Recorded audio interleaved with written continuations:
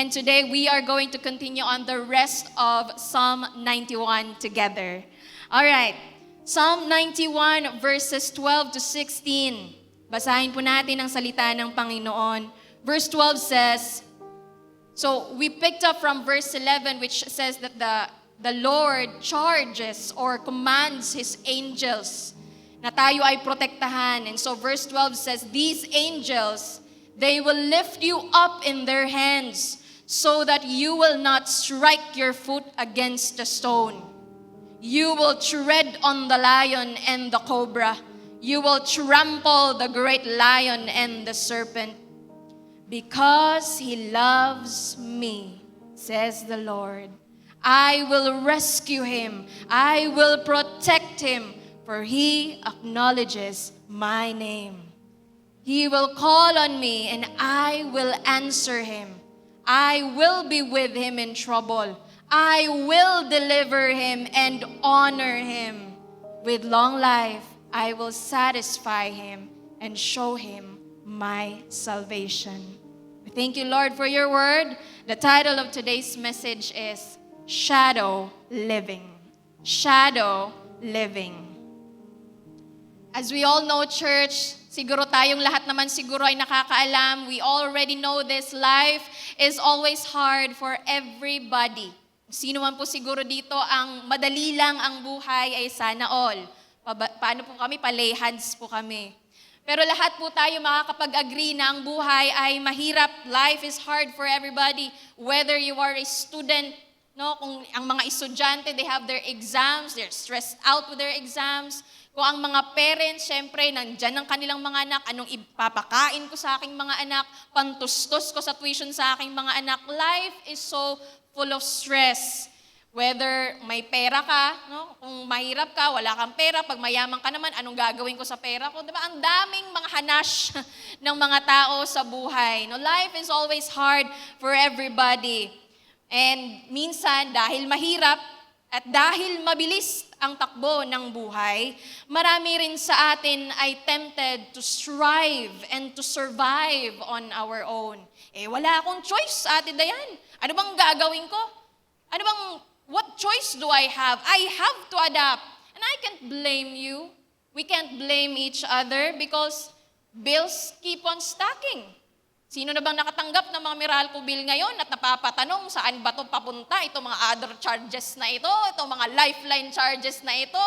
No, mapapatanong ka talaga. Pag ikaw nakatanggap ng mga bills na after your Meralco bills, may Maynila na naman, may renta na naman, syempre pagkain, syempre transportation, the bills keep stacking. The kids are growing and they have their needs as well. Work is demanding. Ang demanding ng boss ko, ang demanding ng trabaho ko. And life just won't wait for you.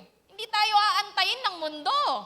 Life will always go round and round. And in the middle of all this, it seems as if that we've got no choice but take things into our own hands. Lalo sa panahon natin ngayon, sa kalagitnaan ng krisis na meron tayo ngayon, we are forced to adapt. Syempre, ano bang gagawin natin?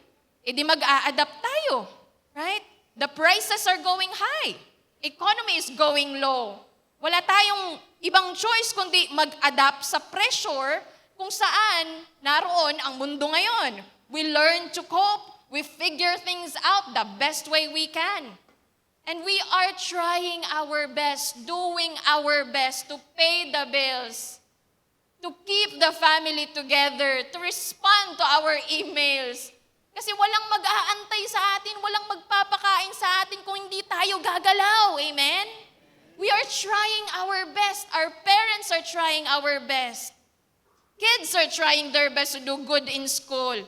We are all trying to cope up and adapt to the pressure that we have right now. And over time, hindi natin napapansin that we stop depending. Minsan hindi na natin napapansin, nakakalimutan na natin. And then we start managing things in our own hands. Kaya ko to. Gagawin ko ang best ko kasi ito lang naman ang choice na meron ako. So although God is really not absent, hindi naman absent ang Panginoon. Rather, we've slowly learned to to live as if we don't need God moment by moment. Kasi naman, aantayin ko ba ang sagot ng Panginoon, Ate Dayan? Inandyan na nga, nagugutom na nga ang mga anak ko. Aantayin ko ba, magpe-pray pa ako ng 5 hours para marinig lang ang sagot at makahingi ng provision sa Panginoon? We pray when things get really bad. Doon na lang minsan din tayo nagpe-pray sa Panginoon kapag nandyan na ang diagnosis.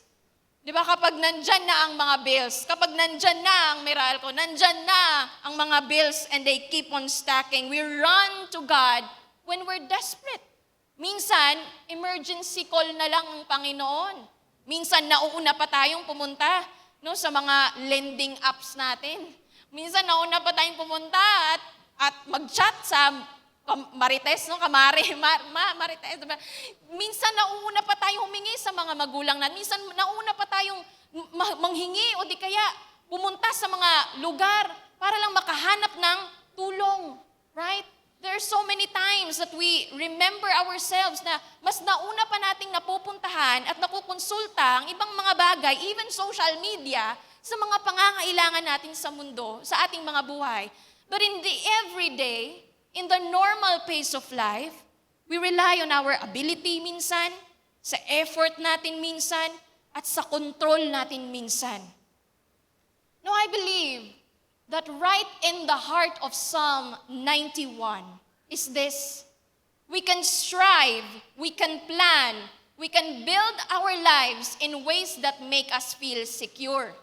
Kasi tayo, kapag merong mga moments na nangangailangan tayo sa ating mga buhay, all we really want to do is give it a solution. Naghahanap talaga tayo lagi ng solusyon because we want to make ourselves feel secure. We want to make ourselves feel safe. We want stability in our lives. We always rely on our wisdom. We rely on the systems of this government. We rely on the decisions of our politicians. We rely on the relationships that we have. And we rely on ourselves kasi wala naman tayong choice minsan. We are forced to adapt. But there's one thing we cannot produce on our own. Na kahit pa gaano kataas ang gate mo sa bahay nyo, kahit ilang zero pa ang meron ka sa bangko mo, kahit ilang negosyo pa ang meron ka at naitayo mo, one thing, no amount of effort can guarantee. No human relationship can fully secure. There is one thing that we cannot secure on our own. There's one thing that we cannot find in other people, in our jobs, in our bank accounts, or in other places. And that is total protection. Ang mga tao, human protection can give us temporary relief. Ibig sabihin, you can take medicine pero magkakasakit ka pa rin. You can afford the best hospitals, you can afford the best doctors, pero hindi mo masisigurado. Hindi masisigurado ng mga taong ito at ng mga establishmentong ito na hindi ka na magkakasakit. It doesn't give you total protection. Amen? It can reduce risk. Ang mga human protection, yes, it can reduce risk. You can save money, pero may gera naman. Anong gagawin mo sa pera na meron ka? Does it give you total protection? Does money give us total security? We can manage outcomes. Yes, human protection, human people can do that or can allow that in our lives. Actually, we can plan our life. Kaya nga tayo may insurance plan, right? We can plan all we want. We can plan carefully. In fact, bumili ka ng planner mo at the start of this year kasi gusto mong iplano ang buhay at ang taon mo. You can plan carefully. But how many of us would agree with me that life is still unpredictable? May mga times pa rin that you are caught up by surprise na talagang, hindi ko to nakita, Lord. Hindi ko nakita na maggigera pala. Hindi ko makikita na mag-aabot pala ng 100 plus ang gasolina.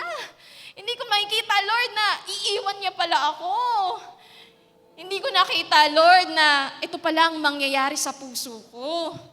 Life is still unpredictable kahit ilan pa yan, kahit gaano pa kadetalyado ang plano natin sa buhay. Only God's protection can give peace inside chaos, can sustain you during suffering. Oo, magulo ang nasa paligid natin, pero meron tayong steadfast peace inside of us na hindi tayo natitinag kahit anong nangyayari sa paligid natin. Pinagtatawanan na tayo ng mga kapitbahay natin kasi post pa rin tayo ng post, ng verse sa social media na God is still in control. Hindi kasi nila naiintindihan na ang Panginoon na pinaglilingkuran natin doesn't just give us peace. He is the Prince of Peace. Amen? Hindi naiintindihan ng mga tao na kahit ganun pa rin, ganun ang nangyayari sa buhay natin, punong-puno pa rin tayo ng kagalakan. Bakit ba yan? Pumupunta ng simbahan, wala nang panggasolina, nag-church pa rin.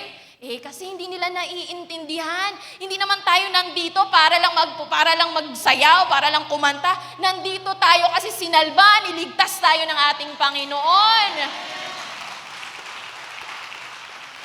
We are grateful to God. All of the things that we are doing in our actions are an overflow of what He's done in our lives and in our families. They don't understand this. No? God's protection, only God's protection can preserve our hearts when life begins to shatter in our midst. That's why we can say, oo, hindi binago ng Panginoon ang sitwasyon, pero ako binago ng Panginoon. Pinotrektahan pa rin ako ng Panginoon. Hindi nawala yung problema. Oo, may diagnosis pa rin. Oo, totoo, na nasa ospital ako ngayon. Pero pinoprotektahan pa rin ako ng Panginoon.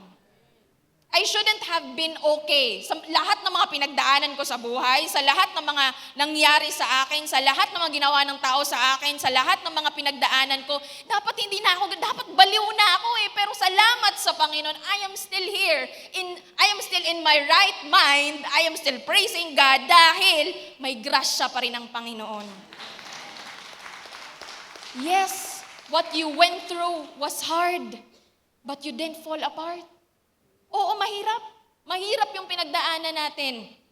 But we did not fall apart kasi hindi pa rin tayo pinabayaan ng Panginoon. You're still here. You still made it here today. Oo, nag-breakdown. Yes, nagbe-breakdown dati, oo. Pero nung naranasan natin ang pag-ibig, ang habag ng Panginoon, yes, may pagbe-breakdown na nangyayari. But after, diba, nagbe-breakdance na. Diba parang napapasayaw na lang tayo pag may problema? Diba? Di bali na. Di bali na mag-breakdown. 5 pitik, ilang soft moves lang yan. Di ba? Pagkatapos pahid luha, bangon ulit. Di ba? Problema lang naman yan. That's the kind of heart that God develops within us. Kapag tayo nakakahanap ng protection, full and complete protection, total protection from our God. Oo, marami pa rin nangyayari sa paligid natin. Just like what we learned last week, no? Na no access. Sabi doon, may pestilence pa rin, may destruction pa rin, pero nandito pa rin tayo, nakatayo sa grasya ng Panginoon. 5 pitik, 3 soft moves, bangon ulit. Amen. Psalm 20 verse 7 says, some trust in chariots and some in horses, but we trust in the name of the Lord our God. Oo, yung iba, nagtitiwala sila sa mga kakayahan nila, sa mga na-earn nila, sa mga sweldo nila, sa mga narating nila sa buhay. But we trust in the name of our God. Back in the day, chariots and horses were the strongest protection system of that time. The psalm is saying here, kahit ang best human security is no ultimate security. Last week we learned that God has charged angels to help us. Yes, may mga pagkakataon na hindi natin alam, pinotektahan pala tayo ng Panginoon. Para sa atin, ay coincidence lang siguro na napahinto ka, no? Or may pinuntahan ka, may message kang natanggap, pero protection na pala yun ng ating Panginoon. Maaring pala sa atin ay coincidence, pero meron palang nagbabantay sa atin. Salamat sa Diyos. present ang mga angels na ito, ang mga heavenly beings na ito. Hindi lang sila nandyan para iligtas tayo sa mga iba't ibang kapahamakan, nandyan rin sila sa mga moments na parang hindi na natin kaya. Because the rest of the psalm says, Psalm 91 verse 12 says, these angels will lift you up in their hands so that you will not strike your foot against a stone. Napatanong ako sa Panginoon, Lord, bakit hindi na lang tanggalin yung stone? Di ba? Para diretso kami makalakad. Pero sabi ng salita ng Panginoon, they will lift you up in their hands. And I realized, nga no? Because there are moments in our lives where walking is no longer enough. Na kahit paglakad, hindi na natin kaya. Kahit pagbangon, hindi na natin kaya. And Psalm 91 says, these angels will lift you up. Our God will not just guide you, not just protect you, but carry you. Sa mga moments na hindi mo na kayang dalhin at ginuguyod mo na yung sarili mo sa simbahan, the Lord's grace is willing and ready and able to carry you. Kasi gano'n naman ang buhay, di ba? Gano'n ang buhay, church, right?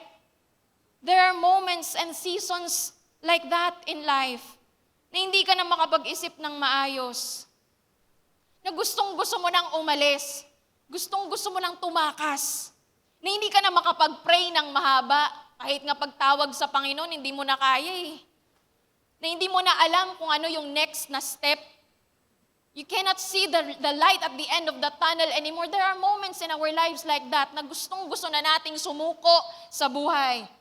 And in those moments, God doesn't say, kasi hindi ka nagpe-pray ng 1 hour, hindi mo ko ina-address na tatay or father. Dapat our Father ang tawag mo sa akin. Hindi sinasabi ng Panginoon, you should pray harder.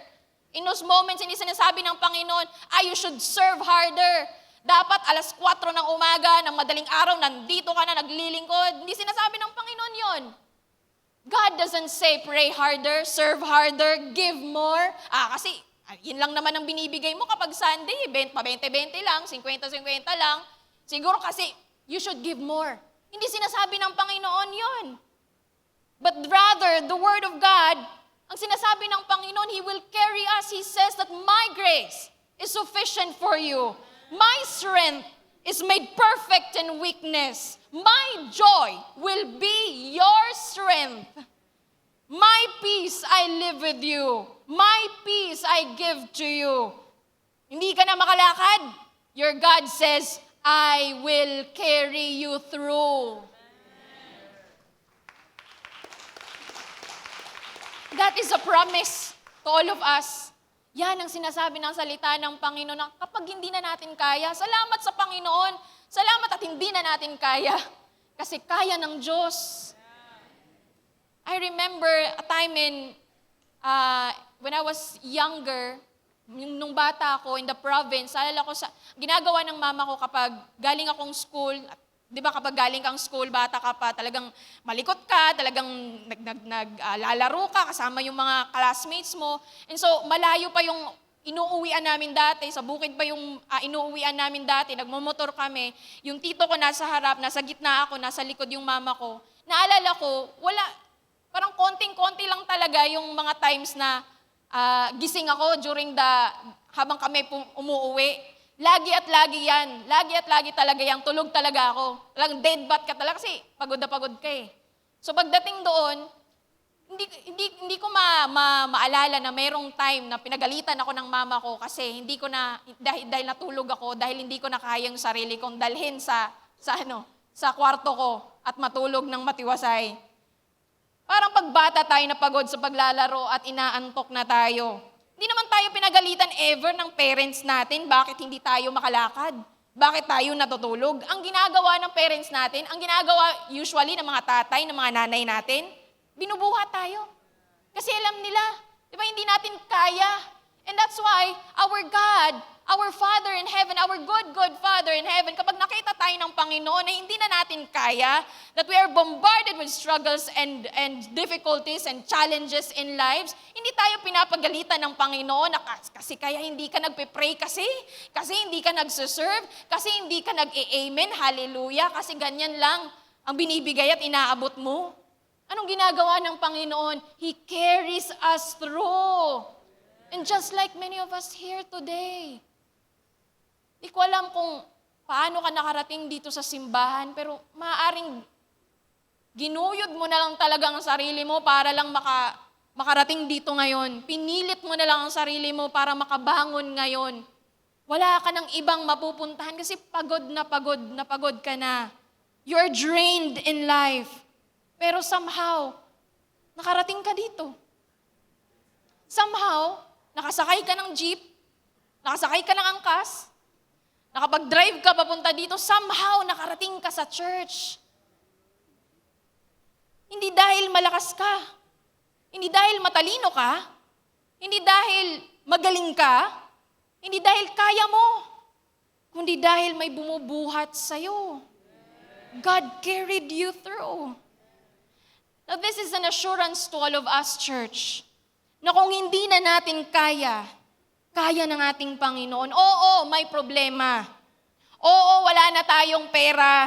Oo, mainit at nakakasunog na sa labas, but not for us who believe and trust in our God. Because we can rest in the shadow of the Almighty. And we say, our God is our refuge. Our God is our fortress. Yes, ilang beses na natin gustong sumuko. Pero ang Diyos, hindi tayo kailanman sinukuan. Salamat sa Panginoon. Di ba maraming beses na gusto mo nang bumitaw. Huwag kayong kakanta ha. No matter how tempting it is, pero totoo yun.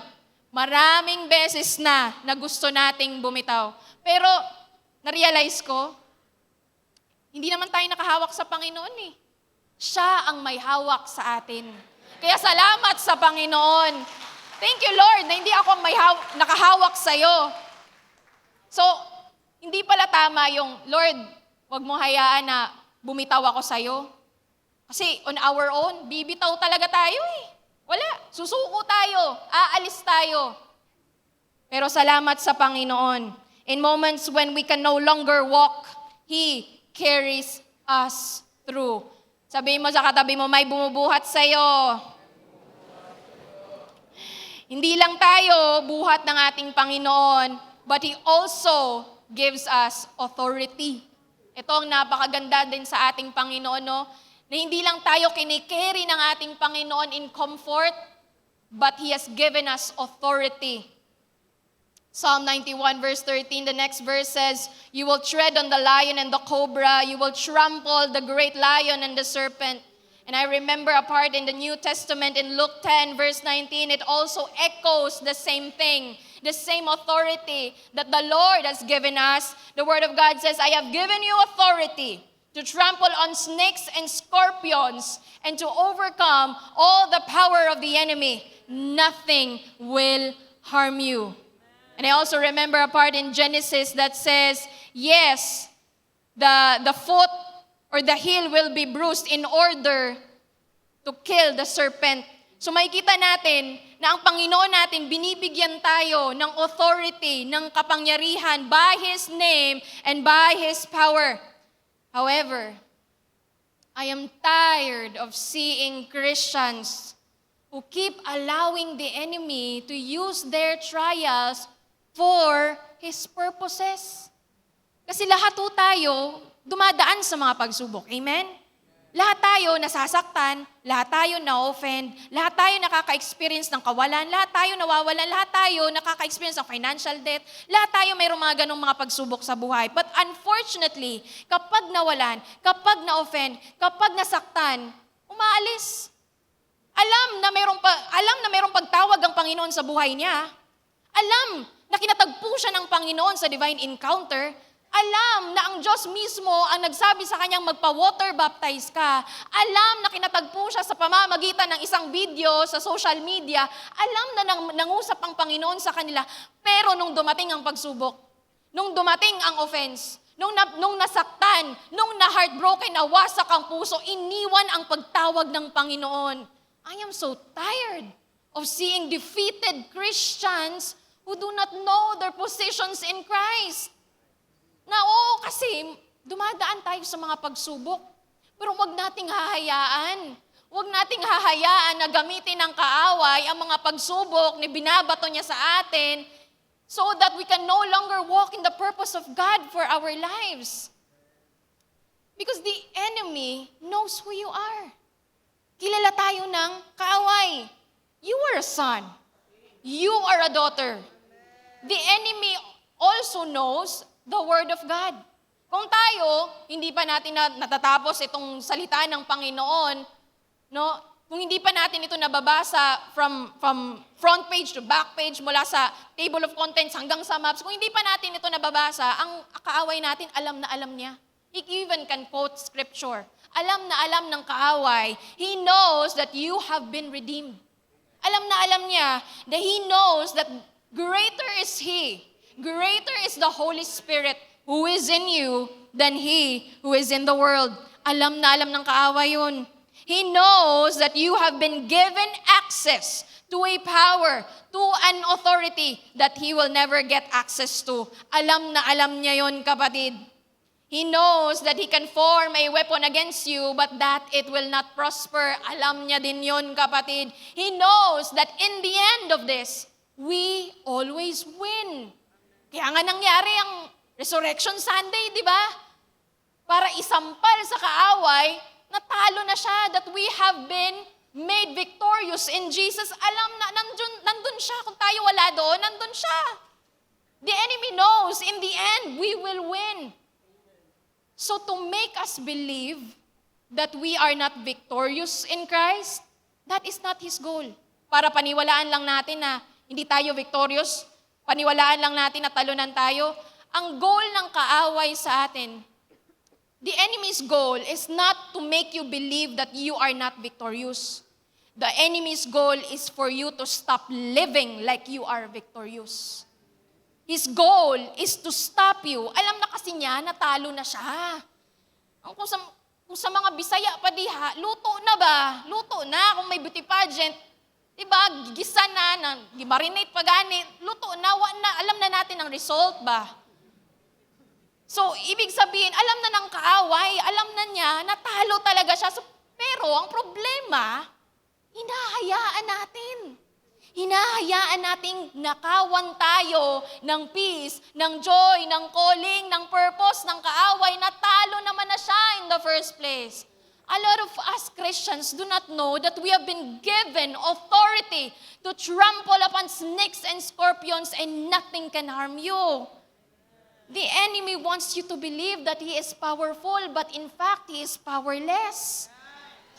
Yes, he may throw darts at us. Oo, may mga pagsubok na binabato ang kaaway sa ating mga buhay and in times and seasons, in different moments in our lives. Oo, masusugatan tayo. Yes, we will be wounded in battle. But, yes, we are wounded, but he cannot kill us. We do not fight to win because the battle has already been won. Tapos na. It's done. It is finished. The authority is yours in Christ Jesus. Even Scripture says, the enemy comes in our lives and he roars like a roaring lion. Wow, napakatapang.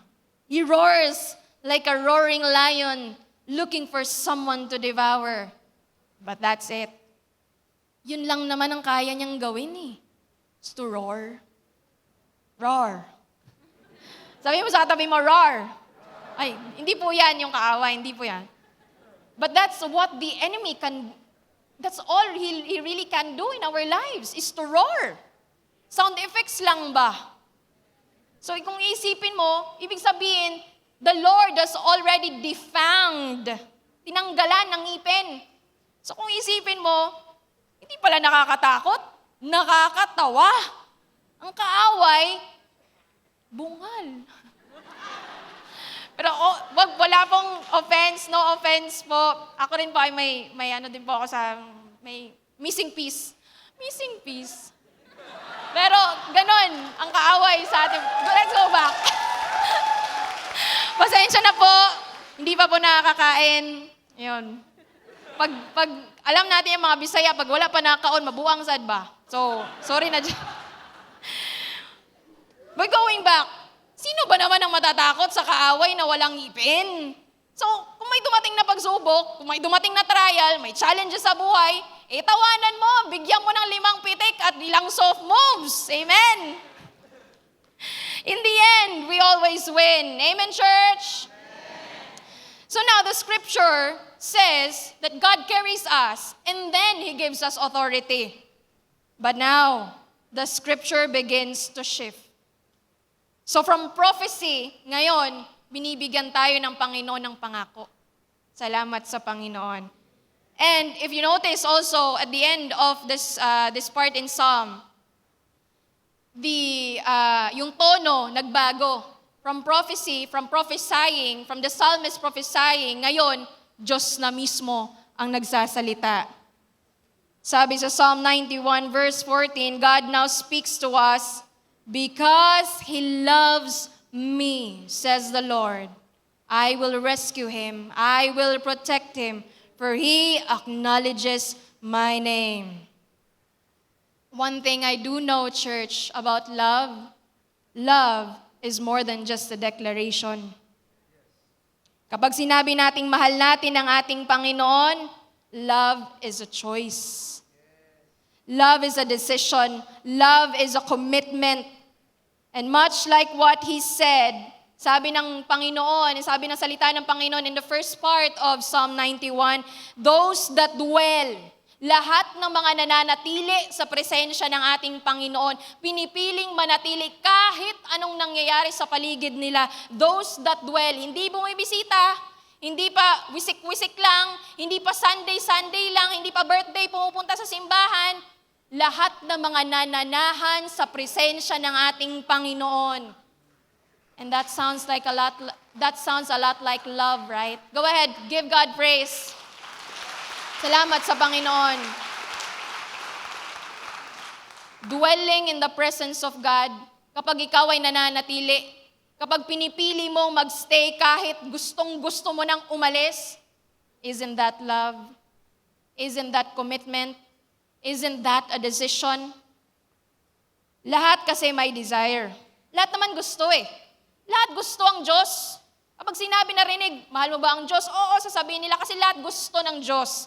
Lahat may desire, pero hindi lahat decided. Lahat may calling, pero hindi lahat committed. Lahat gusto ang presensya ng Panginoon, pero hindi lahat nananatili sa presensya ng Panginoon. May pangako para sa lahat ng mga nananatili sa presensya ng Diyos.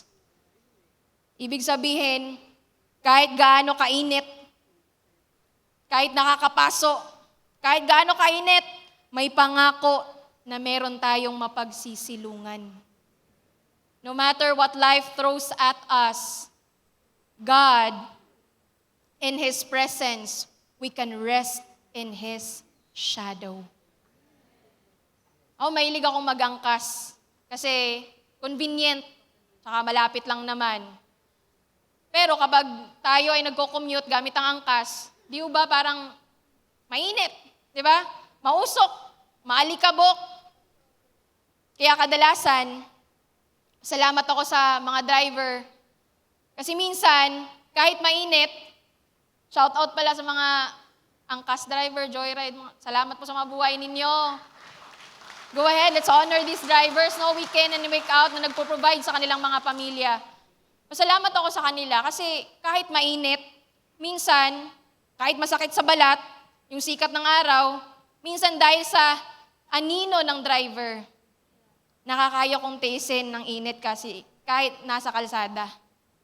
Kasi nagiging silong ko ang anino niya. In the same way, our God, inihahalin tulad ng Panginoon ang kanyang sarili. When we dwell in the shadow of our God, when we rest in His presence, binibigyan tayo ng kapahingahan ng ating Panginoon. Kahit gaano kainit. So hindi lang tayo pinoprotektahan ng ating Panginoon. He becomes our protection. Sa anino ng Panginoon, tayo napoprotektahan. Because here's the problem, church.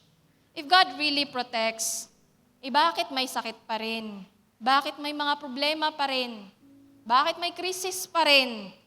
Bakit parang mainit pa rin? Bakit mataas pa rin ang bill ng kuryente? Bakit hindi stable ang economy? Bakit broken pa rin ang pamilya ko? The diagnosis is still devastating. I am still in pain. Wasak pa rin yung puso ko. The heat is real. Totoo. Totoong-totoo. Ang init ng mga pagsubok na dumadating sa ating mga buhay. And sometimes we think, Lord, akala ko ba protected ako? Bakit parang ang init pa rin? Psalm 91 gives us a picture that is more honest than we expect. Hindi sinabi ng Psalm 91 na tatanggalin ng Diyos ang init. Hindi sinasabing tatanggalin ang araw. It says, you are under a shadow. Not just any other shadow, the shadow of the Almighty God. Hindi tinatanggal ng anino ang araw. Oo, mainit, pero may kapahingahan. Oo, uncomfortable ang journey, pero may joy. Kaya siguro tinawag siyang joyride. The joke lang. Lagi kasing sa akin, feedback sa akin, parang ang seryoso. Galit ba siya sa akin? Kaya ngayon po, I'm doing my best. Oo, mainit pa rin. Oo, uncomfortable ang journey. Oo, nakakapagod. Pero may kasama ka. The fact that the shadow is there, ibig sabihin, malapit ka. Psalm 91 is not telling us that life becomes risk-free, challenge-free, trial-free. No, it's revealing something deeper. The true security is not found in controlling life. True security is not found when you've got everything in control in your hands. True security is when we dwell in our God. Kapag tayo ay nananatili at nananahan sa presensya ng Panginoon. Because plans can fail, strength can run out, people will leave you, systems can break, economy can break, economy can go down. Time itself is beyond our control. So what we call protection often turns out to be just temporary safety kung titingin tayo sa mga makamundong bagay. In a world where we find help in so many places, kung saan-saan na tayo nanghingi ng tulong sa mga trabaho natin, sa pera na meron tayo, sa kasikatan na meron tayo, sa mga koneksyon natin, network natin, sa mga taong nakapaligid sa atin, Psalm 121 also asks the same question. Kung sa mundo, hanap tayo ng tulong, Psalm 121 asks the same question, where does help come from?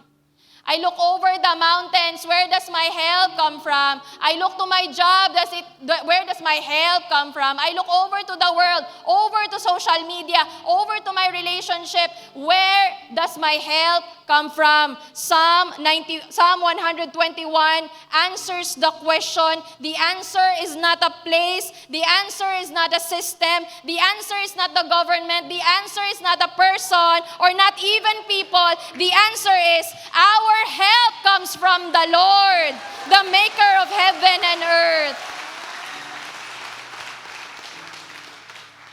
Sa ating Panginoon natin matatagpuan ang tulong na hinihingi at hinahanap natin, church. Yes, you can look around you. You can scroll on your phones. Pero ang tunay na tulong, ang tunay na proteksyon, total and complete protection can only be found in our God. The one who carries you when you can't go on anymore. The one who gives you authority in the middle of the fight. And the one who stays with you even in the middle of the heat in life. Kahit ang init-init na, literal man o figuratively, kasama natin ang ating Panginoon. So why don't we trust God, church? Bakit hindi natin pagkakatiwalaan ng Panginoon?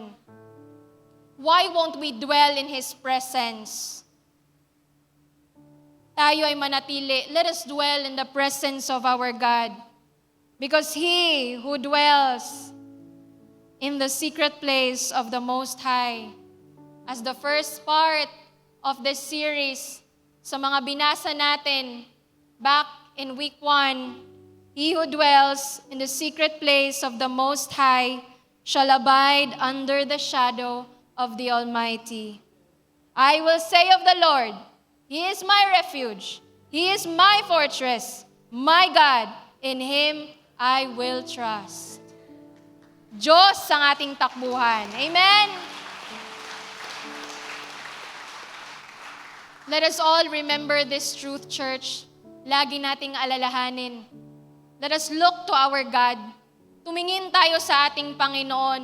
Ang dami nating pinupuntahan, ang dami nating tinatawagan, ang dami nating tinatawag, no, kapag tayo'y nangangailangan. Pero ang sinasabi lang ng Panginoon sa atin, manatili ka.